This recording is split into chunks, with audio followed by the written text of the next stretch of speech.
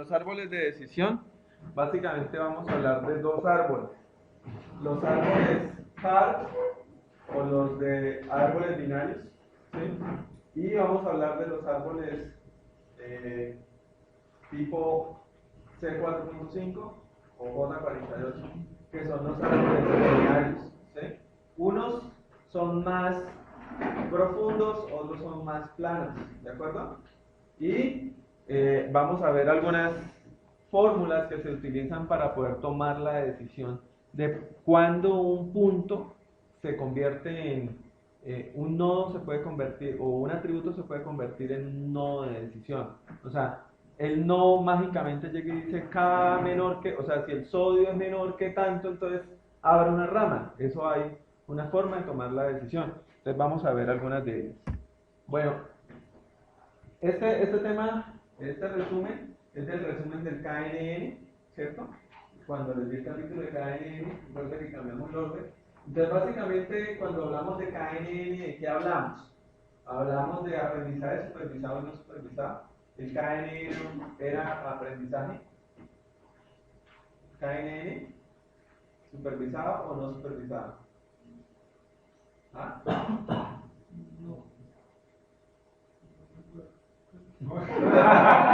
Supervisado. Supervisado porque necesita datos de entrenamiento y aprender algo. Lo que pasa es que recuerden que el KNN es un supervisado perezoso, ¿sí? Él necesita los datos de entrenamiento, pero los utiliza ya es cuando está corriendo, ¿sí? No es como los árboles de decisión, que ellos sí necesitan los datos de entrenamiento y generan el modelo. Y después o sea, el árbol.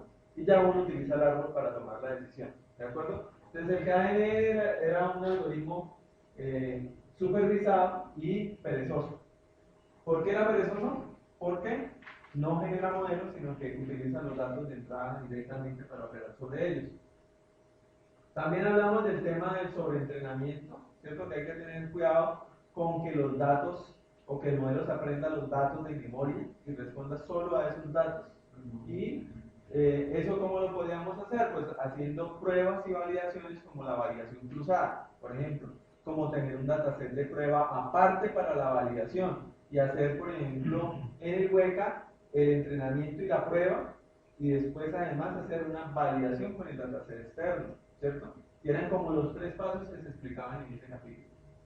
KNN es muy usado para clasificación, estimación y predicción. Es perezoso. Fíjense, nosotros en la implementación que hicimos la implementación para clasificación, ¿cierto?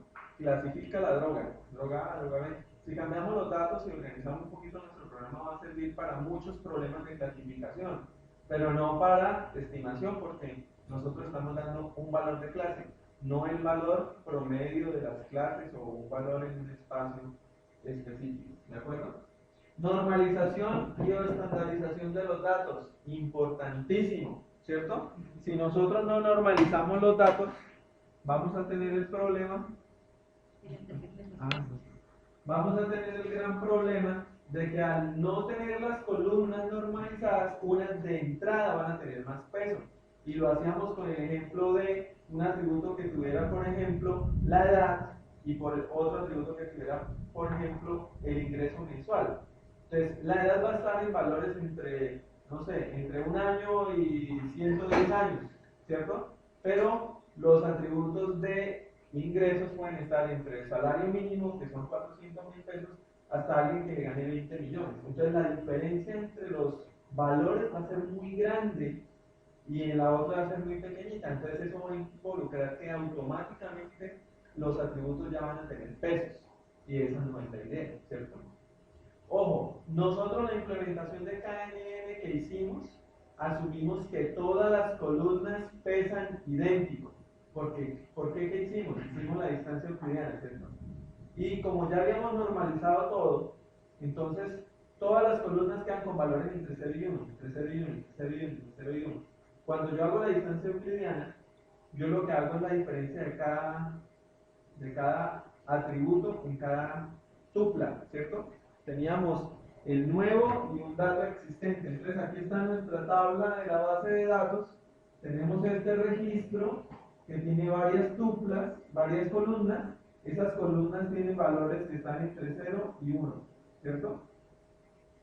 Que pueden ser continuas o pueden ser discretas, como el caso de hombre y mujer. No, pues uno quedó 1 y el otro quedó 0, pero son valores que están entre 0 y 1. Cuando llega alguien nuevo y lo vamos a comparar, nosotros hacemos la resta de cada una de las columnas para hallar la distancia euclidiana, ¿cierto?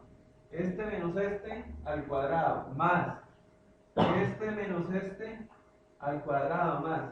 Pero en últimas, todas terminan teniendo el mismo peso, ¿sí? O sea, la distancia euclidiana que nosotros utilizamos fue igual a la raíz cuadrada de la sumatoria de cada una de las diferencias al cuadrado, desde i igual 1 hasta el número de atributos que se tengan, ¿cierto? Pero es como si esto tuviera un 1 acá, todas pesan lo mismo. Yo puedo hacer una en donde los pesos no sean todos iguales, ¿sí? Sino tener acá un vector de pesos, ¿sí? ¿Cuál es el caso? No, resulta que yo sé que el vector de pesos en el campo salario es más determinante, tiene que pesar un poco más que la edad, ¿sí? Entonces, esta distancia se puede multiplicar por esos pesos. Al tener esos pesos se le está dando prioridad. Pero ojo, debe hacerse con las tablas normalizadas, ¿sí? Porque es que si no, automáticamente ya hay pesos, ¿sí? Cuando yo no normalizo y aquí me queda un registro con 1.000.000 de pesos y la persona que va a llegar gana 20 millones de pesos y aquí el señor tiene 25 años y aquí el señor tiene 26 años, de entrada hay pesos, ¿sí?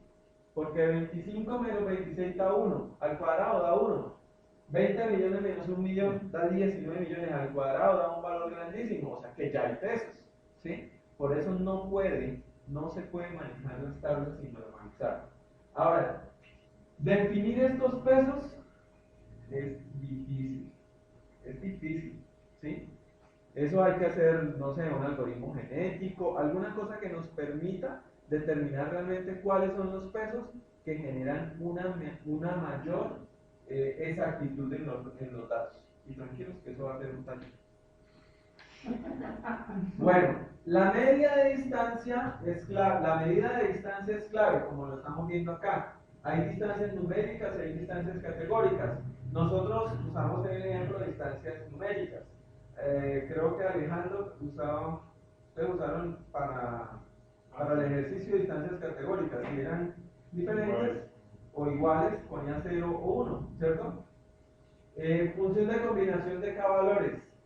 ¿Esto para qué nos servía? Para saber si definían un valor de k que fuera mayor que 1, pues, y quedaban dos vecinos cercanos, pues cuál de ellos ganaba, ¿cierto? Una votación simple, la votación simple es, llegaron tres, hay dos del mismo tipo, pues gana ese, ¿cierto? O la votación ponderada, que fue la que hicimos, diciendo que 1 dividido por la distancia al cuadrado se van acumulando, ¿de acuerdo?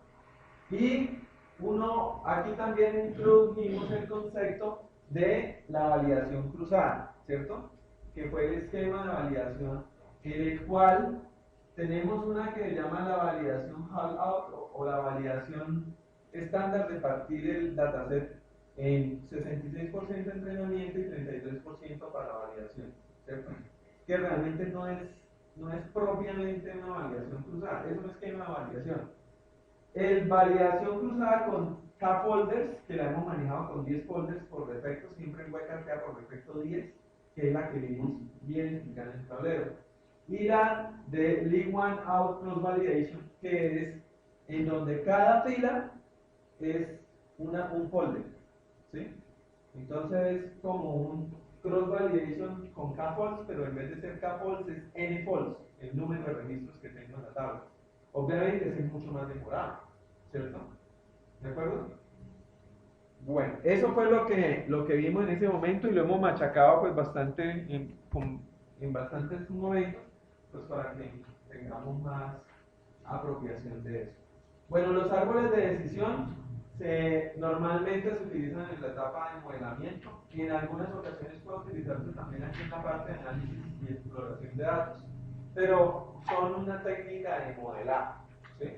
Vamos a resolver un problema de clasificación y para ello vamos a utilizar un árbol de decisión. ¿Un árbol qué es? Todos conocemos un árbol, ¿cierto? Un árbol es una colección de nodos conectados por ramas, arrancan en un nodo raíz y van bajando hasta llegar a un nodo hoja, un nodo que ya no tiene más hijos, ¿cierto?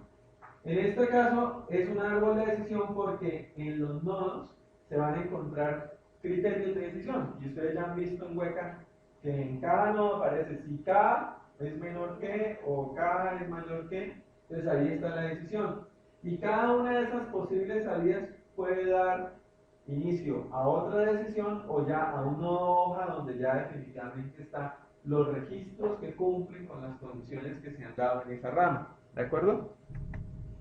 En este caso, ahí tenemos un árbol de decisión, en donde decimos acá que si los ahorros son bajos, o medios, o altos. Este es un árbol n-ario. ¿Por qué? Porque ya vimos 3 salidas, ¿cierto? Si viéramos 2 salidas en toda parte, pues sería un árbol binario. Aquí dentro es un árbol n-ario. Tipo, por ejemplo, puede ser J48. Aquí, por ejemplo, hay una clasificación perfecta. Si los ahorros son medios, la persona es de buen riesgo crediticio, o sea, le podemos prestar la plata, ¿sí? Por el otro lado, si los ahorros, si los ingresos son menores a 30.000 anuales, entonces, muy malo, no le presta, ¿sí? Ojo, en los árboles, de ejemplo aquí para explicar, es muy normal que se dé lo siguiente. Aquí por este lado son todos de riesgo malo, todos de riesgo bueno, todos de riesgo bueno, todos de riesgo malo, o sea, salidas perfectas. En la vida real eso no sucede, ¿cierto? En la vida real el árbol va a llegar a un punto en donde dice, ups, aquí la mitad son buenos y la mitad son malos, o el 90% son buenos y el 10% son malos. Así es lo que sucede, o sea, puede que se den 2 personas con exactamente los mismos atributos, pero una que sea de bajo riesgo y otra que sea de buen riesgo, ¿sí? Eso se puede dar, digamos, en las cosas que se pueden dar en minería de datos, es eso, que hayan instancias que representan diferentes clases, pero tienen todos los atributos idénticos, ¿de acuerdo? Acá, pues se ve un ejemplo en donde yo tengo esto de acá, este cliente, el cliente 4 y 9, tienen ahorros altos, tienen recursos bajos, tienen los mismos ingresos y tienen riesgo crediticio bueno. Pero si nosotros miramos estos, son iguales, ¿sí? O sea, son 5 clientes que tienen los mismos atributos iguales, pero a diferencia, estos 3 son malos. O sea que, en general, aquí un 60% son malos y un 40% son buenos teniendo en cuenta todas estas reglas. Eso es la vida real, ¿de acuerdo? Se me van a presentar proporciones en las decisiones. Bueno, ¿cómo sé yo que puedo aplicar árboles de decisión? Pues primero porque el dataset ya está previamente clasificado, o sea, es como el dataset de drogas. Dice un montón de cosas y al final dice póngale la droga A, o póngale la droga B, o póngale la droga C. O es como el dataset de Chorn. Tiene un montón de cosas y al final dice el man se va o el man no se fue a la competencia, ¿sí? O sea, está previamente clasificado. Si yo no tengo eso, no puedo hacer uso de árboles de decisión, ¿de acuerdo? Ejemplo, si yo tengo el dataset de la canasta de mercado que utilizaron ayer en la noche, este tiene ventas, registros de ventas, pero no tiene algo que los clasifique. No puede usarlo para hacer eso, ¿cierto? Lo puede usar para hacer análisis de reglas de asociación y encontrar patrones específicos de algunas cosas, pero no para reglas de decisión. Bueno, el conjunto de entrenamiento debe ser rico. ¿Qué quiere decir eso? Que haya representación de todas las posibles situaciones que se den en lo que se esté estudiando, ¿sí? ¿De acuerdo? Eso es muy importante, que usted esté seguro de que no es que ahí está la historia del banco, o sea, ahí no hay problema, o sea, ahí están desde el que tenía plata hasta el que no tenía plata, desde el que tenía hijos hasta el que no tiene hijos, o sea, está muy bien representado todos los valores. Y los atributos de la clase objetivo deben ser discretos, ¿sí? Y los árboles de decisión se utilizan para clasificar. Entonces, la variable target tiene que ser categórica. Algoritmos principales KX45 o J48. Entonces, ahorita vamos a explicar los dos. ¿Qué es CAR o qué significa? Significa árboles de clasificación y de regresión. O sea que CAR también se puede utilizar para hacer regresión, para hacer estimación. ¿De acuerdo? Es viejo y es del 84, de los más estables y conocidos. Yo les decía ayer, creo que fue Alejandro, que me preguntaba que cuál selección de características utilizar, ¿cierto? Yo decía, normalmente se escogen los algoritmos que son más conocidos, ¿sí? Entonces, no es por cualquier, o sea, no es por capricho mío que siempre usamos J48, sino porque este J48 es estable, es conocido, está rankeado dentro de los 10 algoritmos más importantes de la minería de datos, ¿sí? Yo puedo utilizar cualquiera de los otros que hay ahí en Weka, ¿cierto? Porque hay muchos otros más, pero yo arranco con J48, que es el más conocido. Yo arranco con SimpleCAR, que es el más conocido, ¿sí? Que son las dos implementaciones de los algoritmos que vamos a ver ahorita, ¿sí? Estrictamente binarios, CAR es binario, es un árbol binario.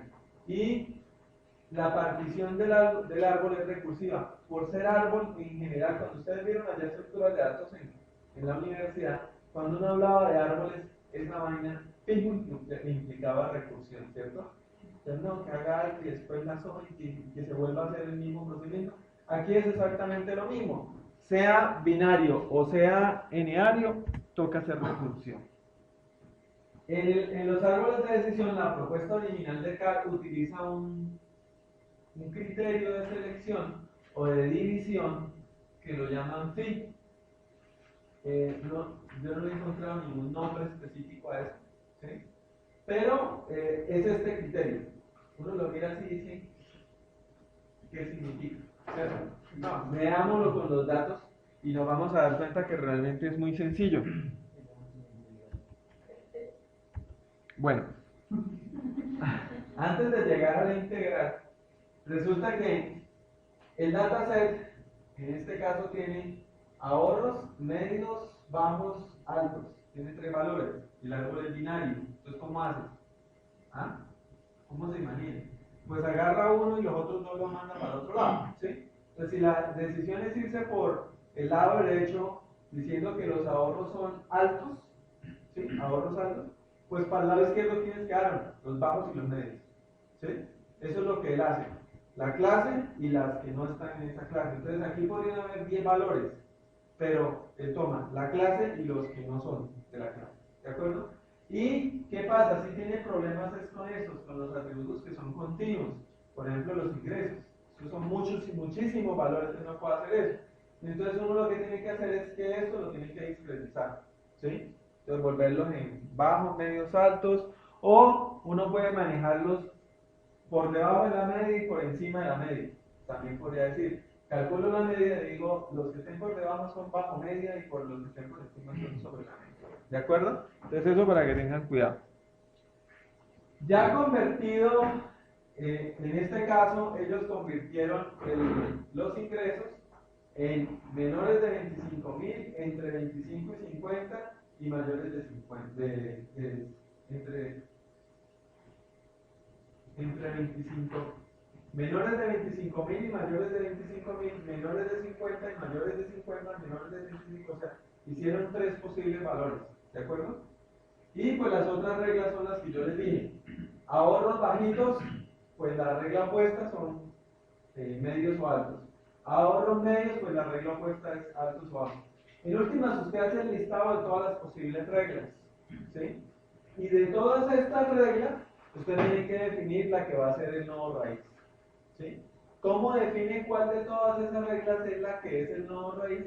Pues la que optimice la función phi que vimos allá, ¿sí? Pero vamos a ver cómo se calcula esa función phi, que no es una cosa pues del otro mundo. Resulta que para el cálculo de esta división, yo tengo, bueno, estos son los datos, ¿no? Son 8 registros, ¿cierto? Y aquí estoy calculando el pi para la regla número 1. La regla número 1, en este caso, es la regla de ahorros bajos y por el otro lado son los medios y altos, ¿cierto? Entonces, ¿cuántos ahorros bajos hay? Acá hay 1, y aquí hay 2, y aquí hay 3, ¿cierto? ¿Cuántos registros son? 8. Ese es 3 octavos. ¿Sí? Ese es 3 octavos. Que ese 3 octavos va multiplicado por un 5 octavos. ¿Qué sería el 5 octavos? El complemento, ¿cierto? Entonces el 3 octavos por el 5 octavos. Esa es la probabilidad del lado izquierdo por la probabilidad del lado derecho, ¿sí? Entonces si cojo low para el lado izquierdo serían 3 de 8 que vienen para acá y quedan los 5 de 8 que van para allá. ¿Listo? Ya salió SPL y SPR. El 2 es una constante, 2, ¿cierto? Multiplicado por esto. Esto de aquí, ¿qué es? Entonces, vamos a ver. Del lado izquierdo quedaron 3, ¿cierto? Que son este y este. De esos 3, ¿cuántos son buenos? Este low es malo, este low es bueno y este low es malo. ¿Cuántos son buenos? 1. ¿De cuántos? De 3. 1 de 3. ¿Y cuántos son malos? 2 de 3. Miren, este es 1 de 3 y este es 2 de 3. ¿De acuerdo? Ahora, por el lado derecho, ¿cuántos habían quedado? 5. ¿Cierto? 5. Entonces, esos 5 son este y este. ¿Cierto? De esos 5, ¿cuántos son buenos? 1, no, 2, 3, 4 buenos. ¿Cuántos malos? 1, ¿cierto? Entonces, 4 de 5 son buenos, 1 de 5 son malos. ¿Sí?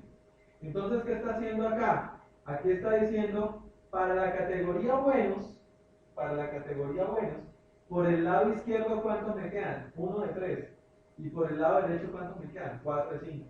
Para la categoría malos, por el lado izquierdo, ¿cuántos me quedan? 2 de 3. Y por el lado derecho, ¿cuántos me quedan? 1 de 5. ¿De acuerdo? Y sumo eso, ¿cierto? Porque es una sumatoria para cada una de las categorías o de las clases. Hago la operación PIN. Este es el valor. Ese es el PIN, ¿cierto? En últimas, el criterio, ¿qué es lo que busca? El criterio, ¿qué es lo que busca? Lo que busca es que maximizar que la regla que se ponga sea la que divide mejor las clases, ¿sí? Que queden más puras las clases, o sea, hacia el lado izquierdo todos los que sean buenos y al lado derecho todos los que sean malos, ¿sí? Entonces la regla busca optimizar eso, partirlas, segmentarlas directamente, ¿de acuerdo? Esta era yo no la veía esta regla, ¿cierto? Esta es la regla que estamos haciendo. ¿Fácil de sacar? Fácil, ¿cierto? Eso se hace para todas las reglas, ¿sí? Para todas las reglas se hace exactamente lo mismo, ahí están los valores, ¿cierto? Entonces yo aquí, para la regla 1 tanto, para la regla 2 tanto, para la regla 3, y así funciona. ¿Ok? Al final, yo obtengo el phi más alto, ¿sí? El phi más alto en este caso es este. Gana la regla 4, ¿sí? Esa es. Dice que los otros son todos menores. ¿Sí? Gana ese señor. Al ganar ese señor se convierte en la regla no raíz. ¿Sí? Y si hay valores iguales. Se escoge el primero que caiga. ¿Sí? O si no, usted puede tener un criterio secundario, pero los algoritmos normalmente escogen el primero que llegue. El pi más alto primero que se encuentre. ¿Sí? ¿Qué pasa? Ya entonces nos quedó el árbol diciendo, por el lado izquierdo, la regla fue relacionada con los recursos. Recursos bajos, aquí nos quedaron de una vez separados dos registros, el registro 2 y 7, puritos, puros. Ahí ya no hay nada más que hacer, ¿cierto? Pero por acá para este lado nos quedaron todavía varios registros. Fíjense una cosa, aquí quedaron los registros 2 y 7 y aquí quedaron los restantes, ¿cierto? Entonces, ¿qué hacemos? Aquí volvemos a aplicar, ¿cierto? El algoritmo recursivamente, pero ya solo sobre estos registros, los otros ya no aplican, ¿sí? Porque ya salieron, o sea, ya están por este lado, ¿de acuerdo? ¿Sí? Entonces, vamos a aplicar lo mismo. ¿Qué pasa? De la tabla original, el registro 2 y 7 ya no sirven, entonces están tachados, ¿sí? Eso ya no sirve. Y volvemos a aplicar las reglas. De las reglas, pues se saca la regla que ganó, ¿cierto? Porque no, o sea, en el árbol no va a quedar dos veces la misma regla, ¿sí? ¿De acuerdo? Entonces, ¿qué pasa?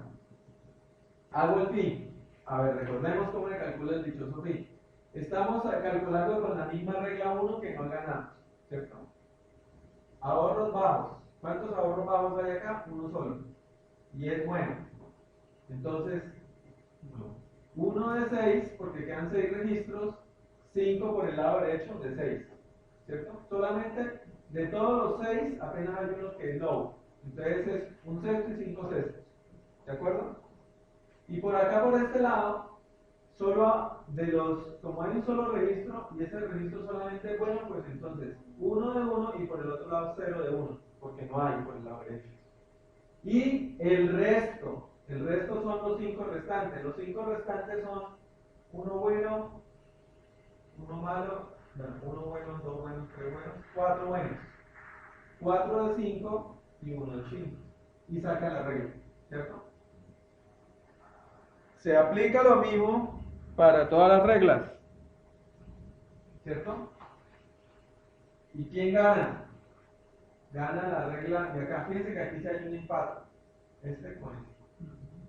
Si se empate, entonces escoge el que punto, se acabó. Esa regla es la regla número 3. Entonces la regla número 3 nos dice que era por ahorros altos. Si los ahorros son altos, se viene para acá. Si los ahorros son bajos, se va para acá. Todos los que se fueron para este lado son puros, ¿sí? Todos son puros, todos son de buen riesgo. El 1, el 4, el 5, el 8. Pero para este lado todavía el 3 y el 6 son distintos, uno es bueno y el otro es malo, ¿sí? Entonces ahí recursivamente se aplica el algoritmo y pues al aplicarlo pues se obtiene lo mismo, el resultado se parte en dos, se encuentra la regla y ya, ¿de acuerdo? ¿Claro o no claro? ¿Sí? ¿Sencillo? A ojo es sencillo, implementarlo ya no es tan sencillo porque empieza uno que parte, que duplica, y la implementación es un poquito más complicadita.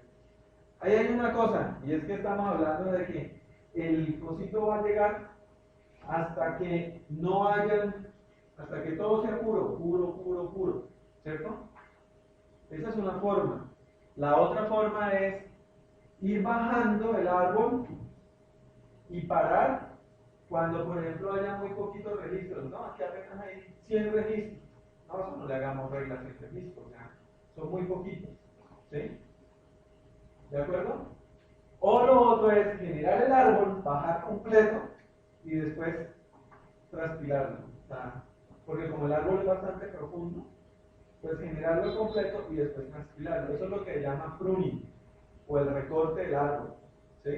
Hay una forma que es irlo haciendo y parar para no hacer pruning, o sea, parar hasta donde yo digo no, si en el no hay suficiente registro, no le aplique más, ¿de acuerdo? Bueno, este es el árbol de decisión ya corrido en una herramienta, pues aquí lo podemos correr en la herramienta en Weka, ¿cierto? Es un árbol de decisión, es largo, por eso no cabe ahí. Vamos a mirar entonces en Weka el simple car. ¿Yo no grabé? Sí, estoy grabando, ¿cierto? Bueno, vamos aquí a datasets y vamos a escoger el mismo dataset de clasificación, el de las drogas.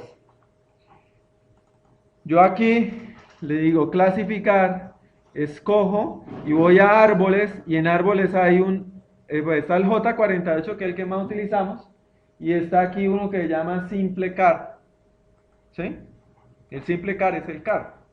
Yo le digo que se ejecute y él me genera un árbol que, si ustedes se dan cuenta, es un árbol binario.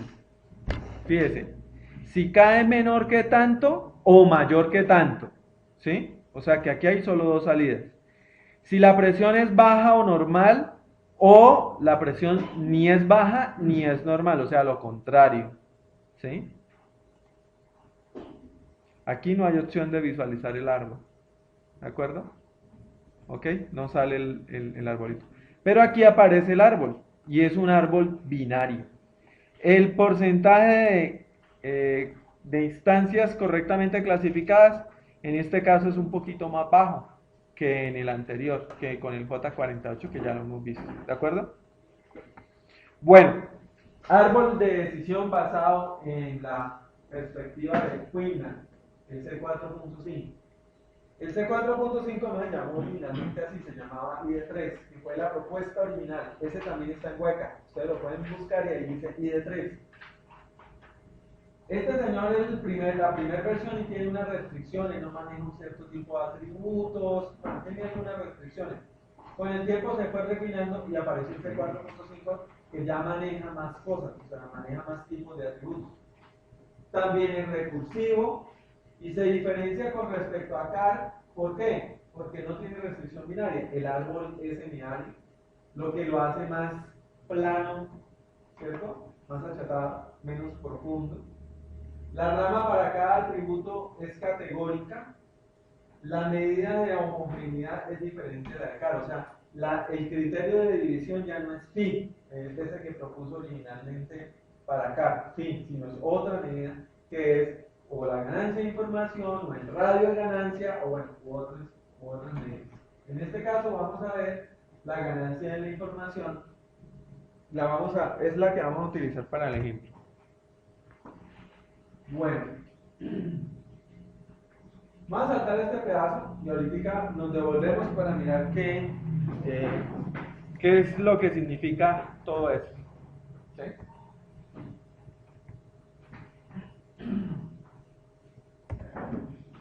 Bueno, en este caso, nosotros tenemos el mismo dataset, ¿cierto?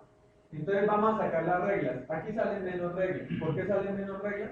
Porque es general, ¿cierto? Entonces, la regla puede ser que saving sea o bajo, o medio, o alto. Ya no tengo que hacer para cada una de ellas 3 reglas. Me tocaría una para saving bajo, otra para saving medio y otra para saving alto. Por eso nos salían muchas más reglas. Aquí salen menos reglas. ¿De acuerdo? Entonces ya tenemos la tabla de reglas.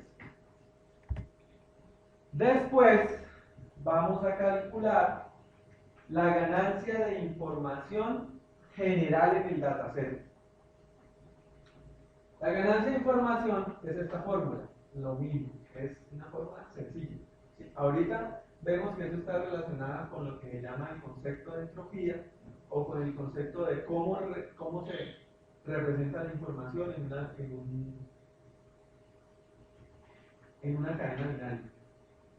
El caso es que, ¿cuál es la entropía?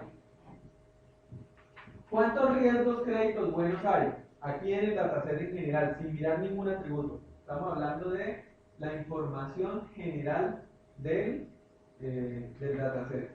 Tengo 3 malos y 5 buenos, ¿cierto? De 8, del total de 8. Entonces, 5 octavos es la proporción de los buenos, ¿cierto? Por el logaritmo en base 2 de 5 octavos.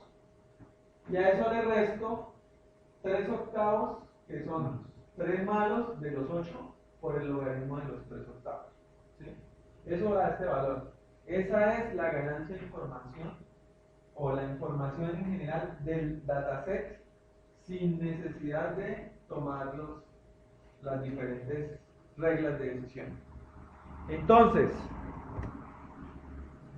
tomamos la primera regla y se aplica para todas las reglas. La primera regla era ahorros bajos, medios y altos, ¿cierto? Entonces, en el dataset, ¿cuál es la probabilidad de altos? La probabilidad de altos. Entonces, estamos viendo el 6, ¿no? 1, 2. ¿2 de cuántos? De 8. 2 octavos. ¿Cuántos medios hay? 1, 2, 3 de 8. 3 de 8. ¿Cuántos bajos hay? 1, 2, 3 de 8. Estas son las probabilidades de cada uno de ellos, ¿cierto? O sea, en el dataset como está ahorita, estas son las probabilidades. Bueno, cuando los ahorros son altos, ¿cuáles son las probabilidades que se nos dan con respecto al riesgo crediticio o la variable objetivo? Ahorros altos, alto va con malo y alto va con bueno, uno y uno, ¿cierto? Uno bueno y uno malo, por eso dice acá, uno bueno y uno malo. Quiere decir que es 1 dividido en 2, porque es 1 del total de 2. 1, 2, sobre el logaritmo 1, 2, 1, 2 sobre el logaritmo 2. Esta suma da 1. ¿Sí? Cuando los ahorros son medios, medios da bueno, medios da bueno, medios da bueno. O sea que hay 3 buenos y 0 malos. O sea, no hay ruido, o sea, ahí está perfecto. 3 buenos, 0 malos, perfecto. Si tú miras, aquí da 3 de 3 por el logaritmo de 3 de 3 menos 0 de 3 por el logaritmo, esto da 0. Quiere decir que no hay nada de ruido, o sea, la decisión es clarita, ¿sí? Por ahí va bien. Mientras que si yo voy y miro esta, era uno bueno y uno malo, el ruido es total, o sea, ¿cuál? Es como tirar una moneda al aire, ¿qué me sale? No sé, o sea, la incertidumbre es total, ¿cierto? O bueno, por lo menos usted tiene una probabilidad del 0.5, pero en últimas puede salir cualquiera, ¿cierto? Aquí a esto se le da nivel de ruido 1, a esto se le da nivel de ruido 0, ¿cierto? Ahorros bajos, low, bad, low, good, low, bad, 2 malos y 1 bueno, 2 malos y 1 bueno. Entonces, 1/3 por logaritmo, 2/3 por el logaritmo y esto da. Quiere decir que aquí hay menos ruido que cuando es 1 y 1, ¿sí? Porque usted aquí, si se va por, no, yo voy a sacar uno malo, pues tiene más chance, ¿sí? Si aquí va a tratar de sacar uno malo, el chance es menor que cuando vaya a sacar acá, ¿cierto? Bueno, la entropía puede ser vista como ruido, y esto es lo que estamos calculando acá, el ruido o la entropía. Ya tenemos todos esos valores, ¿cierto? Entonces, esos valores los vamos a utilizar para calcular qué tanta información me brinda a mí esa regla. La información, ¿a qué va a ser igual? 2 octavos por el 1. ¿De dónde salió el 1? El 2 octavos salió de acá, ¿cierto? Altos da 2 octavos multiplicado por 1. Medios es 3 octavos multiplicado por 0. Y bajos es 3 octavos multiplicado por 0.9183. Eso es esto, da esto. ¿Sí? Ahora, el HT era el valor que habíamos calculado teniendo en cuenta el dataset global, ¿cierto? Sin hacer división, ¿sí? Es algo así como cuando yo digo, corramos aquí en Hueca con el clasificador 0R. El clasificador 0R es totalmente ingenuo, ¿sí? Él no sabe nada, él simplemente busca el de mayor frecuencia y ese es, ¿cierto? Ahora, si le meto un clasificador un poquito más complejo, él me da un margen de mejora, no, ya no es 70 sino es 85. Entonces, eso es lo que voy a ganar. Entonces, aquí es lo mismo. Este es el dataset original y esta es la regla que yo voy a aplicar. En este caso, la regla 1. Esto da este valor. Así hago con las otras reglas que hay en el listado, ¿cierto? Y escojo la que me dé mayor información, o sea, la que maximice el valor de esta respuesta. En este caso, yo apliqué las reglas. Esta es la que calculamos ahorita, daba 0.36, ¿cierto? Esa fue la que acabamos de calcular. ¿Me devuelvo? Miren, en la punto 95 de la total, que fue la primera que calculamos, el punto 59 que es esta, y esto da punto 96. Se habla de bits, pero en última es un número, ¿sí? Hago eso con todas las reglas. Para la regla 1 ya me dio esto, para la regla 2 me dio esto, para la 3, tan. Y escojo la que maximice. Igual, si hay dos que le caigan justo a la misma ganancia de información, entonces escoge la primera al azar. ¿Esto qué quiere decir? Que la regla que gana arriba es la de recursos, ¿cierto? Entonces el árbol ya arranca así. Recursos, si son bajos, mire, aquí ya quedó puro, ya no se hace nada. Recursos, si son altos, aquí son buen riesgo y ya no hay nada que hacer. Y por acá, todavía quedaron 4 registros que son mezclados, hay buenos y hay malos. Entonces, ¿qué se hace? Se aplica el mismo algoritmo, ¿cierto? Entonces ya no me quedaron sino esos registros, 3, 4, 5 y 8, ¿cierto? Los otros salieron. Calculo de nuevo la entropía general del dataset, ¿sí? O sea, ¿qué tanto ruido hay ahí? Ruido en general. Entonces, ¿qué tanto ruido hay?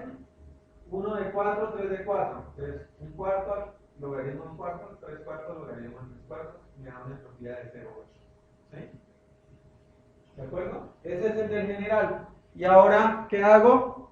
A las reglas restantes, ojo, las reglas restantes, fíjense que aquí se elimina la regla que ya fue seleccionada, la de assets, ya no está así.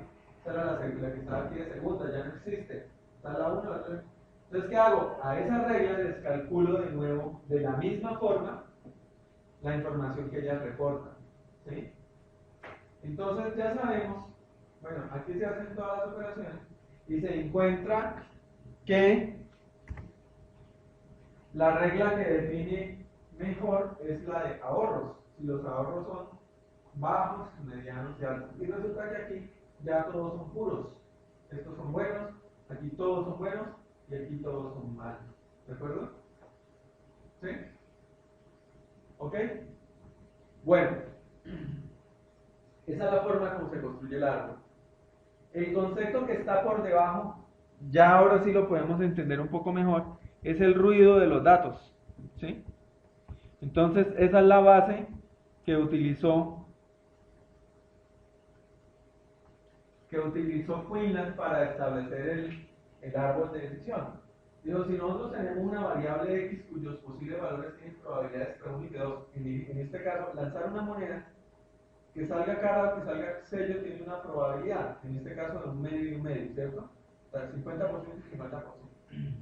Entonces, ¿cuál es el número más pequeño de bits necesitados para transmitir un flujo de símbolos que representan los valores de x observados?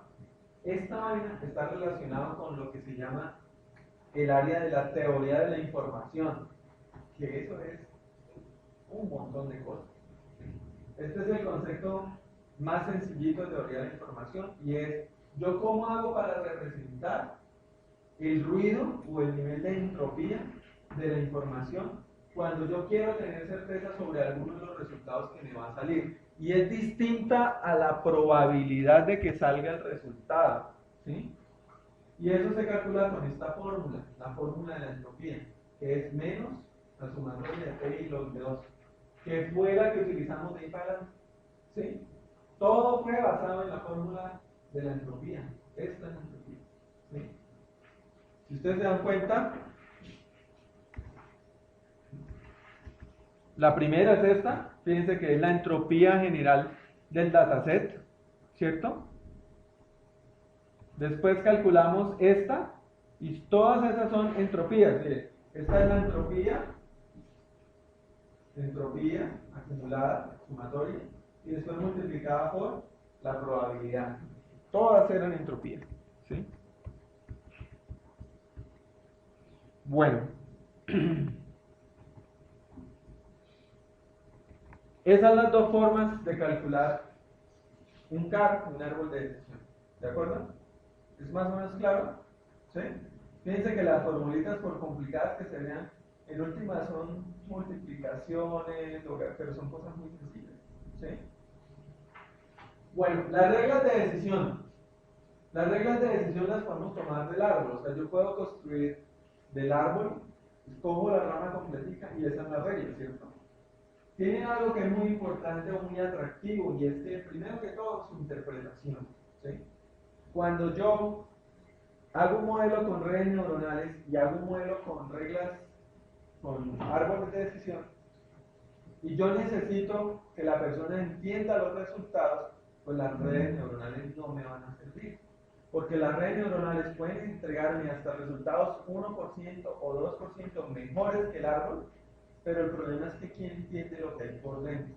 Si una red neuronal no es más que una matriz de pesos, ¿sí? Entonces, ¿quién entiende eso? Cuando las matrices son pequeñitas, o sea, cuando las redes son de una sola capa o de pronto dos capas con muy poquitas neuronas, pues la cosa hasta funciona. O sea, uno puede tratar de entender qué es lo que está pasando ahí en un esquema multidimensional. Pero cuando pasan de dos capas con muchas neuronas o con tres capas, ya ni el más experto puede saber bien qué es lo que está pasando ahí, ¿sí? Entonces, ¿qué pasa? Son muy atractivas los árboles de decisión porque te generan una regla. Fácilmente tú le puedes decir a una persona, no te presto porque tienes un carro rojo, ¿sí? ¿De acuerdo? Entonces, así se absurda la regla, pero se entiende. Pero la red neuronal no te va a prestar y tú no vas a saber por qué, ¿sí? ¿De acuerdo? Entonces, en muchos casos eso es necesario, saber la interpretación del modelo. Es muy sencilla porque termina siendo una forma de, si cumple con estas cosas, préstele. Si cumple con estas cosas, no le preste. Es muy sencillo, ¿cierto? Los antecedentes están ligados con los atributos, ¿cierto? Si la persona tiene buenos ingresos y tiene pocos egresos y tiene pocos niños, préstele. O sea, hay una regla que es muy fácil de entender en donde los antecedentes son todos los atributos y el consecuente es préstele, no le preste, es la variable objetivo o la variable de clasificación. Uno puede definir o uno puede encontrar en esto un soporte y una confianza. Ojo, estos términos pueden servir inclusive para las reglas de asociación que vamos a ver después. El soporte de la regla, por ejemplo, para este grupo. Si yo miro, por acá arrancaron 8 registros y de los 8 registros ya fueron 4 por esta regla y de aquí llegaron a 1, ¿cierto? Entonces yo puedo decir, la regla cuál sería, si los recursos son medios, ¿sí? Los recursos son medios y los ahorros son altos, entonces préstele, ¿cierto? Esa es la regla. Esa es la regla que estoy sacando por acá, que es esto y esto, préstele, ¿cierto? Entonces, esa es la regla. ¿Cuál es el soporte de esa regla? ¿Cuántos registros cumplen con el antecedente? 4 de 8. El 50% de los registros cumplen con la regla, ¿sí? Y de ese 50%, ¿cuántos cumplen con el consecuente? 1, ¿cierto? Sí. Bueno, la regla en general cumple con el 50% hasta aquí, hasta medios. Realmente para que llegue hasta aquí es con esto y realmente sería 1 de 8, ¿cierto? Un registro de 8 es la que está cumpliendo toda la regla. Aquí solamente está llegando el 50%, está llegando hasta acá, ¿de acuerdo? Entonces realmente es un octavo que es como el 12%, ¿sí? El 12% de los clientes que tienen recursos medios y ahorros altos, ¿sí? Y ahorros bajos, el 12% se les puede prestar con un 100% de confianza, ¿de acuerdo? Ahora, el ejemplo por acá, la regla es una sola. Entonces es, Si los recursos son bajos, no preste, entonces no preste, ¿cierto? Entonces, ¿cuál es el soporte? Es el 25%. ¿Cuál es la confianza? El 100%, porque aquí todas estas reglas son del 100% porque llegan a un lugar puro, ¿sí? Puro, son todos del mismo tipo de árbol. En los árboles que vamos a ver puede que salgan la mitad, entonces la mitad ya sería 50% de confianza, 80% de confianza, 90%. Bueno, estas son las reglas de decisión que se pueden sacar. Ahí está el soporte y la confianza, ¿de acuerdo? Nosotros mirábamos, este fue el primero en el que yo me equivoqué, que dije que era el 50% y no, era el 1 de 8, ¿recuerdan?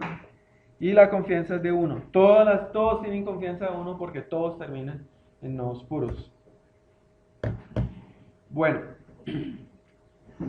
esta parte de acá es pues, ver un dataset donde hay muchos registros, en este caso es el registro de datos del censo en Estados Unidos, y nosotros podemos ver, por ejemplo, que CAR es un árbol muy grande, muy profundo, ¿sí? En donde los nodos son disyuntos, o sea, estado marital es algo, y si no, por el otro lado todos los demás, que ya lo vimos, ¿cierto? Hay que tener en cuenta algo que es muy importante para los árboles de decisión. Si usted en un árbol de decisión mete el ID de la tarjeta, por ejemplo, de crédito, ¿sí? ese campo va a tener una ganancia de información altísima y va a ser la raíz, ¿sí? Y como es eneario, entonces al ser la raíz va a decir, si la tarjeta de crédito es la número tal, entonces tal cosa. Si es la número tal, entonces tal cosa. Si es la número tal, y le va a quedar una regla totalmente amarrada a los datos, ¿sí? Entonces, y eso lo pueden probar, o sea, metan un dataset que tenga un ID o alguna cosa así, con un árbol J48 y les va a pegar por ahí, ¿sí? Y es ilógico, o sea, usted no debe hacer eso, o sea, ese tipo de campos no pueden ir. Y por eso es que en ninguna de las otras técnicas debería ir, ¿sí? Por ejemplo, el ID de la transacción de una venta, y usted quiere utilizar con árboles, pues no puede meter el ID de la transacción porque le va a quedar, si la transacción es 1, entonces tal cosa, ¿de acuerdo? Bueno, eso es lo que explicaba ahí. En general, ¿qué vimos? Los árboles de decisión, ¿cierto? Y las reglas de decisión como una forma muy útil y práctica para mostrarle a los clientes, en este caso la gente de nuestra empresa, de allá de la estancia, que entiendan bien cómo es que sale la decisión de que los niños tienen mayor probabilidad de morir si llegaron, no sé, en el primer día cuando morían, no sé. Unas reglas muy claras y fáciles de interpretar por parte del usuario final, no de uno, ¿cierto? Tiene que contarse con un dataset. La clave aquí, con respecto a los ejercicios que ustedes van a hacer, es esto. De pronto lo consiguen preclasificado, ¿cierto? Como el caso de ustedes, si murió o no murió. Pero esta parte es lo importante, de pronto contar con 100 datos o con 200 datos, de solo 1 año, 2 años, la cosa puede que no funcione mucho, ¿cierto? ¿Por qué? Porque puede que el dataset no tenga todas las opciones, no esté completo, ¿cierto? Aunque en algunas situaciones, por ejemplo, antes una clínica X tenía unas condiciones ínfimas, trabajaban con las uñas, se les morían más niños y ese tipo de cosas, pero de un momento a otro ya tuvieron mucha más tecnología, muchas más cosas, mucho más cuidado. Entonces, ¿qué pasaría? La historia de datos desde ese punto de quiebre de pronto no sirve, ¿sí? Porque son otras condiciones, ¿sí? Y eso hay que tenerlo en cuenta. Eso puede pasar no solamente con el entorno de recursos, sino puede pasar con la reglamentación jurídica, ¿cierto? Entonces, antes no se les prestaba por alguna razón, llamémosla a nivel del Estado, ¿no? Que se está reportando tal cosa, bueno, ese tipo de cosas. Entonces, esos datos que están ahí puede que no me sirvan, ¿sí? Yo tengo que analizar datos que sean históricos, pero que tengan más o menos el mismo entorno, ¿sí? Porque si no, pues obviamente no van a salir las cosas. Por ejemplo, en los últimos meses no se me ha muerto, en los últimos 6, 8 meses no se me ha muerto ningún niño por una insuficiencia respiratoria, y es porque compramos un aparato que le soporta muy bien eso, ¿cierto? Y antes se nos morían muchos de esos. Entonces, claro, obviamente los datos van a cambiar drásticamente y no se va a saber por qué. Si yo no tengo registrado en el dataset el atributo que diga contábamos con aparato tal, entonces todos los viejitos no, todos los nuevos sí, ¿cierto? Porque las condiciones cambiaron. Eso es importante, ¿ok? Muchas veces no es solamente el dato específico, por ejemplo, del niño, sino cosas del entorno de donde se está dando el servicio. Llegaron las máquinas, entonces aquí, estos datos de aquí para atrás no tenían esa máquina, estos datos sí tienen esa nueva máquina, ¿de acuerdo? Porque eso también afecta el resultado de ello. Bueno, los árboles como CAR son binarios, están basados en un criterio que no le puso nombre. Los árboles enearios como C4 o 5 son enearios y están basados en criterios como la ganancia de información, el radio de la información, que son otros criterios. O sea, hay muchos criterios. Nos podríamos inventar un criterio. Si el criterio divide de la mejor forma las clases, podría ser hasta mejor que la ganancia de la información, ¿sí? Pero para eso hay que hacer una demostración de que el criterio de uno es mejor que ese, ¿de acuerdo? Y es posible incluir requisitos a los nodos hojas, para que el árbol pare su ejecución en cierto momento, ¿cierto? O por el otro lado, generar todo el árbol y al final hacerle el recorte o el pruning, ¿de acuerdo? ¿Sí es claro o no es claro?